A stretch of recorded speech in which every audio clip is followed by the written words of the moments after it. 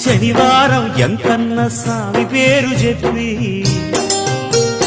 శనగలడ్డు చేదబెట్టి సాగనంపింది. మంగళవారం ఆంజనేయ స్వామి పేరు చెప్పి అసలు పనికి అడ్డమెట్టి తప్పుకున్నది.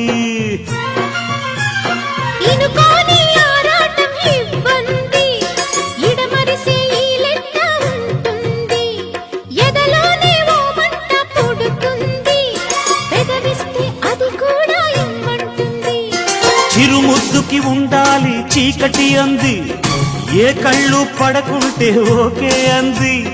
తీరా ముద్దిస్తుంటే ఎంగిలన్నది, ఏం పిల్లది ఎంత మాటన్నది. బాగున్నది